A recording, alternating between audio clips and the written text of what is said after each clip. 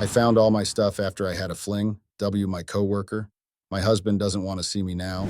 I only made one mistake. My husband dumped me after 10 years for one night stand with a coworker. Hey Reddit, using a throwaway account here because my usual one is known and followed by friends and family. We all mess up, right? I did, you did. It's part of being human. But why can't my husband forgive me for a one-time slip-up? It's killing me. We've been married for 10 years and he's calling it quits just because I had a fling with a coworker. It doesn't make sense, and I'm hurting bad. I know you're probably wondering how that happened, so I guess backstory first. My name is Lena, and I am a 35-year-old woman. I'm married to Raymond, a 36-year-old man. We live in the United States. I'm going to call my coworker Jeff for the duration of the story for the sake of privacy. We've been married for about 10 years now. Let's rewind a bit first.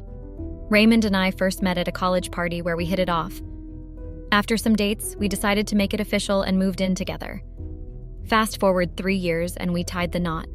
Raymond worked from home while I worked in an office. But funny enough, Raymond was pulling in about 4 times what I was, all from the comfort of our home, while I was clocking in at the office. Talk about a salary gap, right? LOL. Up until when I made my mistake, life had been a breeze. Our sex life was pretty active. When tackling bills and chores, the income gap between Raymond and me led to an 80-20 split for bills. He shouldered 80% and I covered 20%. As for chores, given Raymond's more flexible schedule working from home, the division leaned towards 70-30, with him taking on 70% and me handling 30%. It might sound a bit lopsided, but it played into my favor. Raymond insisted on this arrangement, wanting me to have ample rest and extra spending money. Also, there were no little ones running around just yet, but we were gearing up to give parenthood a shot in about a year. Either ways, about a month back, a fresh face joined the office. And you know, it's not uncommon for new folks to pop in and out. People switch jobs, offices shuffle, the usual drill. But this time was a bit different. This new coworker turned heads. Like, really turned heads. The whole office was buzzing about their good looks. I found myself crushing on this new colleague right from the get-go. But honestly, I thought it was just a mild crush. You know, the kind that fades away with time. Ignoring the crush seemed like the logical move. But let me tell you, it was a Herculean task. This coworker, not only good-looking but also exuding friendliness, went the extra mile in the friendliness department, especially with me. I attempted the classic avoidance strategy, but truth be told, it was like trying to dodge raindrops. Almost impossible. Instead of fading, the crush decided to play on expert mode, growing stronger with each passing day. Honestly, it got to a point where it was messing with my head. And then, as if the universe wasn't on my side, Jeff wanted a transfer to my office. When I heard that, talk about shockwaves. This was the person I was actively trying to dodge. And yet, here they were, making a beeline to get closer to me. Sadly enough, my husband, sharp as a tack, noticed I was kind of pulling away. No secrets there, but instead of letting things slide, he went all out to make up for it. Like he could sense things changing and wanted to fix it, you know? He wasn't having any of that distance creeping in, so he started doing things. Little surprises, more hangout time. I felt this heavy guilt weighing me down. On one side, there was my husband, trying his best to keep our connection tight. And there I am, crushing on some young coworker. The guilt gnawed at me. So I made a promise to myself. No more wandering eyes, no more letting dumb crushes mess with what I've got with my husband. But Jeff just wouldn't let up. He started bringing me coffee all the time, stopping by to chat more with me than anyone else. It got pretty obvious, to be honest. Then came the compliments, not just on my work, but on how I looked and what I wore. Can't lie, it felt nice. In the middle of all my confusion, his attention became like this boost of confidence. He always delivered the compliments with a charming smile, and it turned into a kind of craving for more. I started questioning myself. Was it really so bad to enjoy a bit of attention? I mean, it's just harmless, right? But deep down, I knew things were getting a bit blurry. The line between friendly and maybe not so friendly was fading, but I was starting not to care. Work, which used to be all about getting stuff done, started to become a happy place for me just because of him. Every chat with him left me kinda jittery but strangely excited. And as his attention kept coming, I found myself getting caught up in this emotional mess, trying to balance my commitment to my marriage and the buzz of this newfound attention. His actions started to mess with my everyday life. I couldn't stop thinking about our interactions, replaying them in my head. It was like this secret compartment opened up, and I couldn't really control it. And then one day, picture this. I'm leaving work, minding my own business, and bam! There's Jeff, casually chilling next to my car. Caught me off guard, gotta admit, but being the curious cat I am, I walked over. He shoots me that smile. You know, the one that feels like 100 butterflies doing somersaults in your stomach? Yeah, that one. Then he surprises me, says he's got something on his mind, something he wants to chat about. And get this, he's actually asking if it's cool to message me after work. Flattered much? Well, guilty as charged, I said yes. I got back home, and I was burning with curiosity about what Jeff wanted to talk about. My phone practically became an extension of my hand. I was checking it every few minutes. My curiosity got so thick even my hubby noticed. However, I quickly deflected and told him I was waiting for my best friend's text. Then, surprisingly, my husband suggests a random date night since I got off work early. I'm like, sure, why not? We hit up a nice dinner spot, Netflix, and chill for a bit, and call it a night. Just as I'm about to doze off, bingo. The coworker's message finally pops up. My excitement was so crazy that I almost dropped my phone, LOL. I had a chat with Jeff, the usual how's it going stuff. He throws me a curveball, however, and he said something was bugging him. I was thinking, did I annoy him or what? But then again, he's usually the one giving me the extra attention. So I'm like, spill the beans, what's eating at you? And bam, he hits me with it. He's seriously into me. Talk about blindsided. I'm left speechless and caught off guard. I shoot back with the obvious, does he know I'm married? He does. And he said that just makes the whole thing even more confusing for him. He spills that he really, really likes me, but says he gets it if I want to cut ties. I was feeling like I got hit by a truck. Here I was, relentlessly crushing on him, thinking he would never like someone like me, and shocking enough, he likes me. I tell him I need time to process, so I ask for a few days. Then I bail offline. My emotions are all over the place.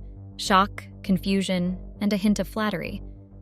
Another thing that surprises me is the fact that our workplace isn't a tiny shop, and Jeff is like the office heartthrob.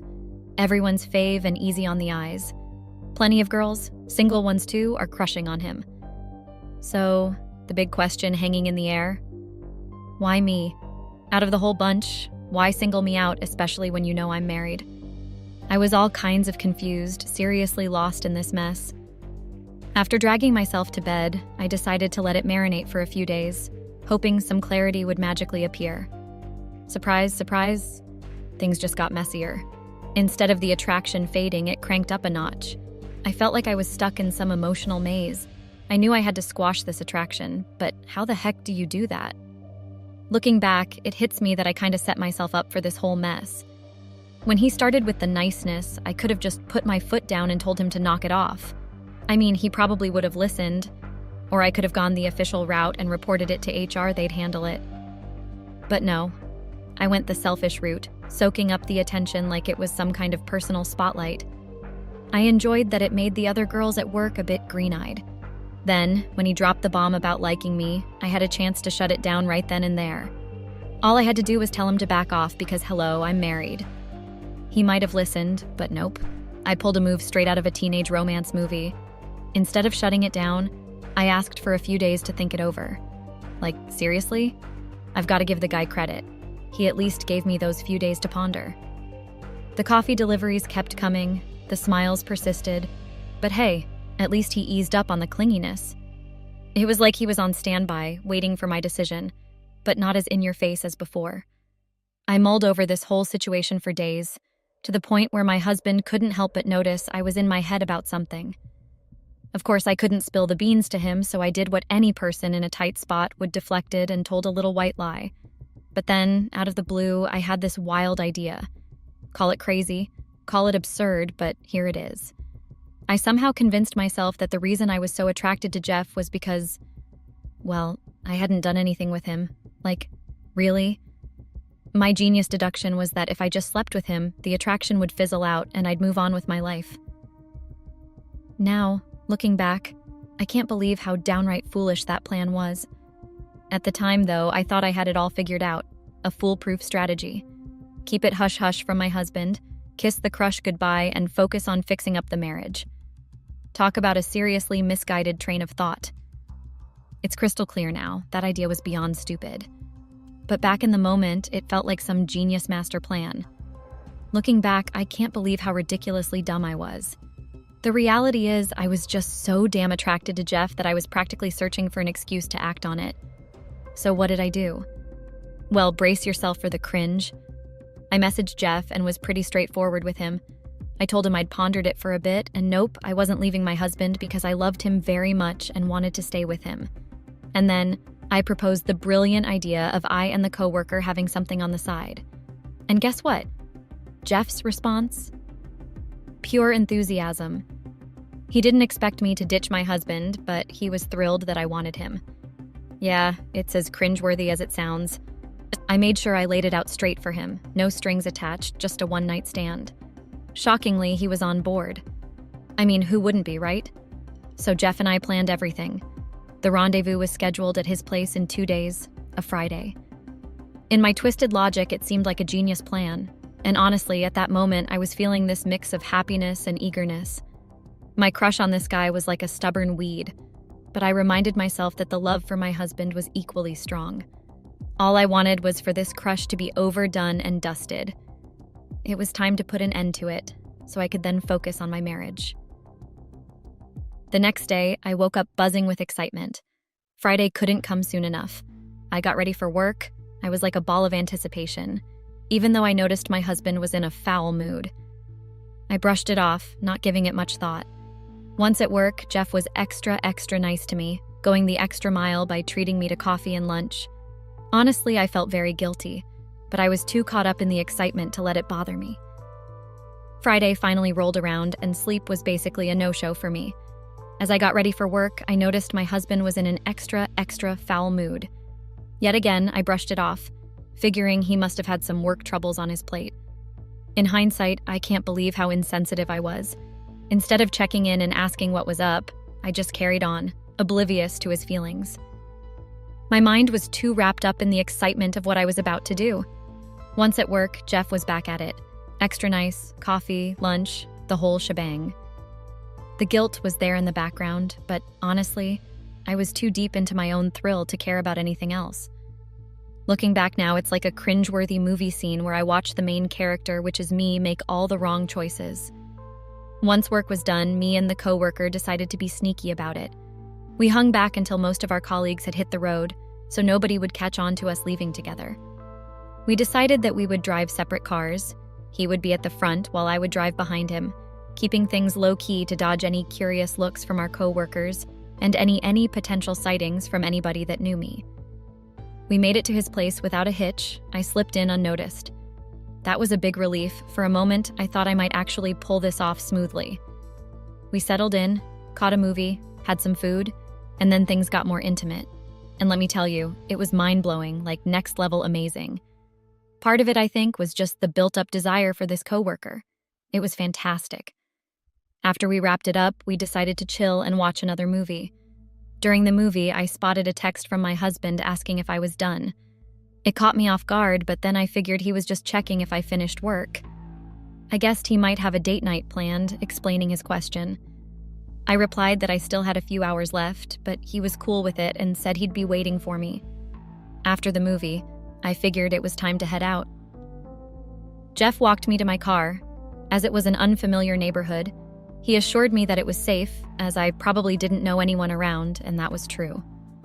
We chatted on the way to the car, and I made it clear that I didn't want our workplace interactions to get awkward because of this one-night stand. He agreed, saying he still wanted us to be friends. I emphasized that this wouldn't be a repeat, and he was cool with whatever I decided. I drove home and used the spare key since my husband wasn't there. Figured he had gone out for something. I did the usual routine, ate, showered, changed, and waited for my husband. Jeff sent me a message and we chatted for a bit. We even discussed the intimacy, reflecting on how intense it had been. When my husband finally arrived, he mentioned that he had been hanging out at his friends. He had dinner alone since I'd already eaten. Then we watched TV and chatted before hitting the hay. Overall, a pretty regular night. The next morning, I woke up a bit later than usual and had to rush to get ready. I noticed my husband was in a really bad mood, but with me about to be late for work, I didn't get a chance to ask about it. I made it to work on time, thankfully. However, something hit me when I got there. The intense attraction I had for Jeff had just vanished into thin air. Sure, he was still attractive, but that overwhelming crush was gone. It felt like it had evaporated, and I even felt guilty about cheating on my husband with him. Despite that, we were still friendly, bantering and chatting. He still made sure to bring me coffee and lunch, and the day carried on as usual. What seemed like a decent day took a nosedive when I got home. Parked in the driveway, came down from the car, and bam, there were my things on the porch. My clothes, my stuff, just laid out there. I was beyond confused. Why were my belongings outside? Attempted to use the spare key to get in since it seemed my husband wasn't home. But shocker, the key wasn't working. My husband had changed the locks. I attempted to reach him through calls, knocks on the window and door, and a barrage of texts, but it was evident he wasn't home. After about 30 minutes of standing on the porch with my things, I finally received a message from my husband. In it, he revealed that he knew about my one-night stand with my coworker and made it clear that I was no longer welcome in our home. He instructed me to gather my things and leave. The shock hit me like a freight train. It felt like everything crashed into my brain at once, and tears started streaming down my face. My husband knew, and he had been acting like he didn't. I tried calling him repeatedly, but he refused to answer. Instead, he sent me screenshots of the conversation between the coworker and me, telling me to exit his life. He called me a betrayer, expressing that he would never forgive me. He said I disgusted him and wanted nothing to do with me. He made it clear that divorce was inevitable. He accused me of lying to him. He told me that he knew about my attraction to the coworker even before the one-night stand. I couldn't hold back the tears. If he had known about my feelings for the coworker, why did he allow me to go through with it? It all hit me like a tidal wave of surprise. I had been excited to get back home to unwind after work, and now it has turned into getting kicked out of my own home. After 10 years, my husband was tossing everything aside, all because I had a one-night stand with a coworker I was attracted to. The sadness mingled with anger. Why did he let me go through with it? I continued crying, and my tears flowed even more freely. As I packed up my belongings, I realized there was nothing I could do. So I headed to my parents' house, hoping they could intervene and persuade my husband to let me back into his life. As I packed my belongings, tossed them into the car, and headed to my parents' house, a lingering hope clung to the idea that I could explain things before my husband reached out to them. Unfortunately, he beat me to it. Before I even arrived, my phone erupted with calls and messages. Curious, I checked my phone only to discover my husband had executed the classic exposé move. He created a group chat, adding me, all my friends, my parents, his parents, and even all my siblings and his siblings, then proceeded to post the screenshots of my conversation with Jeff. I was beyond frustrated. My phone was blowing up with messages from my husband's family, calling me a cheater, betrayer, disloyal, and tossing around all sorts of insults. It got so overwhelming that I had to switch off my phone to escape the sadness those messages brought. When I finally got to my parents' place, they naturally wanted to know what went down. They couldn't kick out their own kid, but they were pretty mad. They scolded me for wrecking my marriage over a fling, putting all the blame on me. I didn't mind though, at least I had a roof over my head. I crashed at my parents' place for a few days to cool off. Following their suggestion, they had suggested I rest for a few days and give my husband time to cool down. After a few days, my parents, my siblings, and I decided to face my husband and stage an intervention. Even though he wasn't thrilled to see us, he let us in out of respect for my parents. We had some drinks, and then the real talk began. My parents apologized for my screw-up, letting him know I felt genuinely sorry. They spun a story about the coworker supposedly seducing me and how it wasn't really my fault, but my husband wasn't hearing any of it. My husband wasn't buying their story. He pretty much kicked all of us out, threatening to do it himself if we didn't leave. He made it clear that divorce was inevitable, and the papers would be ready in a few days. Despite my attempts to cry and plead, it didn't sway him. We were all ushered out, back to square one. It felt like everything happened in a blink. How did I go from a seemingly happy marriage to crashing at my parents' house? It all unfolded so fast, without even a chance to catch a break. I really wish my husband had confronted me when he first saw the text messages. Why did he let me proceed with the one-night stand? If he had found out sooner, maybe we could have fixed things, but now we were on the path to divorce. I started blaming Jeff for everything. I was content in my marriage until he entered the picture. I have learned that if you have kids around, you need to always hide things in a very deep and sacred place where they won't get them. You know my kids are very smart for their age, and the pictures that they found while hunting for their favorite Christmas spy almost ruined everything. You know, it almost tore the family apart. Our Christmas Day mood went from 100% mood to a 0 real quick. I really regret what my past almost did to my family. I am still in disbelief that my deepest and darkest secret, something I had thought I had hidden and even forgot about, would be found by my own children. The worst part was that my husband saw them too. I had left my previous life behind, but I guess every dark and dirty past will always come back and haunt you in the future, if you do not deal with it and be honest about it. I still don't know what to do. Please advise me on this one. I am shattered. What I had thought would be a very good day with the family became the worst and dull day of my life. Now I am on the verge of losing everything because of pictures. I do not know how to deal with this. It's hurting me so much, and my kids no longer look at me the same. What should I do? Let me break it down for you quickly so you can get the picture of what really had transpired. My name is Stephanie, female 28. I am married to David, male 28. Well, David and I got married right after we graduated from college 4 years ago. I can say he is my high school lover. Even though we were not studying in the same high school then, we studied at the same college. We fell in love in a most unexpected way. I mean, he was an IT, the most wanted guy at school, and I was just an ordinary girl who grew up in a not-so-good background. I won't say I am proud of my background and where I am coming from, but it has taught me a lot about who I am and about life. You know, when a person with a bad background as mine says, I have tasted poverty and did some things I'm not proud of, but I did them to survive. And I have also tasted good life with so much happiness and love. So do not think, just because I am now living the life I had always wanted to live, you can easily break me and take me back to where I was. I am now a qualified urologic. I deal with male issues mostly, while I am also running a nonprofit organization for people with a background like mine. My husband and I have beautiful twins who are super naughty but wouldn't trade them for anything. I got them in my first year in college. It was a bit challenging having to focus on your studies while pregnant, especially with twins, but my husband was there throughout the whole pregnancy journey. My twins are now 9 years old, and they are the most precious gift that God has ever given me. So I grew up in a small town of Tupelo in Mississippi. I was raised by a very violent and abusive aunt since my mother was late, and I don't even know my father. I grew up having that space of needing a father's love, attention, and protection. You know, everything that I was going through at home was unbearable to a point that I had to go out there and hustle so that my aunt would stop complaining.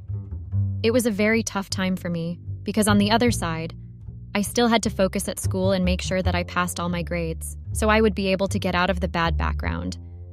Sometimes I would wish my mother was still alive, but she passed on when I was too young. So my aunt took me in. I will always appreciate that because none of the family members wanted to take me in, so my aunt took it upon herself to take me in. A lot had happened when my mother passed on because the other family members had taken my mother's house. Meaning, if my aunt didn't take me in, I would have been a junkie maybe somewhere, sleeping under bridges. When I was in 6th grade, my aunt took me to the brothel that she once owned. I couldn't believe that she would take me to that disgusting place and actually tell me that if I still wanted to live in her house, I would have to meet her halfway and hustle. I first didn't understand what she was talking about. I mean, I was only 13 years. In my mind, I was asking myself, why would Auntie Jade introduce me to that filthy place? I mean, I would have tried other hustling options like selling sweets at school or something, but she wanted me to work at her brothel. I had no choice but to take her offer because she even threatened to kick me out of the house and deprive me food. She told me that as a woman, I had to hustle, so I would not sleep on an empty stomach. I missed my mother every day during my first time in the brothel. My aunt introduced me to some old men, saying that they were my clients. Mind you, that time, I didn't even know what the word client meant. So my aunt wanted me to do the dance for those old men and give them a show. Time passed. When I was 17, I had gotten used to the hustling and I had become a sex worker. I would get clients who needed sexual desires. There were also regulars that would only need my service. I was grateful at the fact that my aunt allowed me to go to school because that was not the life I had planned to have. So I made sure to work my butt off at school, so I would at least get a scholarship to go to college so I would leave the hellhole. So one day, David was visiting his grandmother in the neighborhood. That was when I actually met him. Well, more like he had moved to live with his grandmother, because I found out about 2 days later that he was going to study at Tupelo High School when my aunt told me that I should play far from him. My aunt had some issues with affording people, I think, because she would always find a way or something bad to say about them. David and I became friends for a year in high school, despite my aunt's disapproval. I didn't tell David about my hustling side. I knew I had to tell him, but I didn't know how to, so I vowed to keep it to myself for as long as I live. I was too ashamed to even share what had been going on at home because I was scared of being judged, and I had thoughts that maybe he would no longer want to be my boyfriend because of my background. My aunt's brothel used to have cameras for safety purposes, so everything we did, even every client we satisfied, we got recorded just in case they wanted to take advantage of us. When I was accepted at William Carey University College of Osteopathic Medicine, I was ecstatic. One, I was glad that I would finally get a chance to live at my aunt's house and chase my goals. Even though my aunt didn't want me to go, saying who would look after the business and take care of his clients if I was not there. That time, I knew that if I didn't stand up for myself and my aunt's abusive behavior, I would never escape, and I needed to chase my dreams. Little did I know that in my first year in college, I would get pregnant and my scholarship was taken away. That was the most heartbreaking episode that I had gone through. Luckily, the peanuts that my aunt would give me after I had finished with my job, I had managed to save them, even though it was not going to be enough for the whole 4 years of study. During that time, I had to focus at school while working as a waitress in one of the nearby restaurants. David was there with me during the whole pregnancy journey, and I appreciated his support and love. Later on in my pregnancy, I had moved in with David. Our relationship had its own fair share of ups and downs, but we managed to get through every circumstance. It was a bit challenging having to take care of the children while focusing at work. I would sometimes slack on something until David suggested that we get a nanny for our kids because we were both in college, so we had to focus. Few years later, we got married during summer holidays. Before we got married, I think a few months before David and I got married, I got a call from my aunt's friend and neighbor, Auntie Haley, telling me that I had to come to my aunt's house she had passed on. I know that I should have felt some kind of hurt, or at least cry, because she had taken me into her home and groomed me, even though it wasn't a very pleasant grooming. But I felt nothing. I wasn't happy, nor sad. Is that even normal? So I told David what Aunt Haley had told me, and to my surprise, he already knew. His grandmother had told him. So we decided to go down to Tupelo for my aunt's burial ceremony. After we came back from the cemetery, Auntie Haley called me aside and gave me a box saying that it had everything that was dear to my aunt and some letters that she had left for me. I didn't understand why my aunt would leave letters for me, but I brushed that off. Then a few months later, David and I got married. It was the happiest day of my life. That time, our children had just turned 4 years old. They grew up to be the most precious thing that had ever happened to our lives. I still thank God every day for giving me a chance to see them grow every day. I somehow wished my mother was present to see me walking down the aisle with my best friend, my lover, and the father of my kids. Life became gloomy and very bright for my little family. I also got a chance to be an obstetrician, which was what I had always wanted to be, especially after my past job that my aunt had introduced me to. I found it more important and interesting to know more about women's problems and their health. I didn't get that chance when I was still living with my aunt, but now I do have a chance to help those who went through what I had also been through. So my family, my husband, and my kids came up with a tradition that every Christmas, kids will get a chance to hunt for their Christmas spy every Christmas morning. We started that tradition when they were 3 years old, and we saw that they enjoyed hunting for a Christmas, so we continued doing it for them. My kids love running around. They are too active, and when they hunt for something, they make sure to look everywhere. That time we had gotten a new house, so they were not used to it much. And that time we had invited David's family. It was going to be their first Christmas with us in our new house. You know, it didn't come to me that I should move the box from where I had put it. I didn't even get a clue that I should move it. Another thing, ever since I had gotten it, I had never found time to open it. I don't know why, but I didn't feel like opening it. It was like I was angry or holding a grudge against my aunt, I don't know. Christmas Day came, I was preparing for the Christmas lunch, and the kids went wherever they had gone around the house. And I knew that if they get quiet, they would be up to nothing good. My kids can be mischievous a lot, so if you don't see them in more than 20 minutes or 30, you will have to look for them wherever they are. While I was rummaging through our storage room to find the kids and to check if they found the jingle, little did I know that an unexpected twist awaited the family. As I was searching for the mischievous kids, I found them in the storage room looking at some things. So as I went further in to see what they were looking at, I stumbled upon a box labeled Old Memories. Curiosity got the better of me, and she decided to take a peek inside. Mind you, the whole family had been looking for the kids also, because the house became so quiet without them. So as I went further in, I got the shock of my life. To my shock and dismay, I discovered a forgotten box of old photographs. As I leafed through the pictures, I realized that they were not the innocent family snapshots I had expected. Instead, they were explicit and inappropriate images that should never have been mixed with our cherished memories. I had long forgotten about the box that Aunt Haley once gave me, so the kids had opened it and found a lot of pictures and discs, along with a couple of letters that my aunt had written for me. My eyes were wide open and heart pounding. I realized the gravity of the situation. I knew I had to act quickly to prevent Lily and Ethan, the twins, from discovering more inappropriate photos. But I was already late. With a heavy heart, I carefully packed the box away and decided to just leave the room. I was embarrassed, humiliated, and shattered because the things I had thought I had buried with my past were actually catching up on me, in front of my husband's family and my kids. I didn't know how to react to my kids. They were looking at me with different eyes, of which I understood, because if I was the one finding my mother's inappropriate pictures, I would be traumatized. David came after me and asked about the pictures. I was lost in words. I didn't even know where to start explaining the ordeal.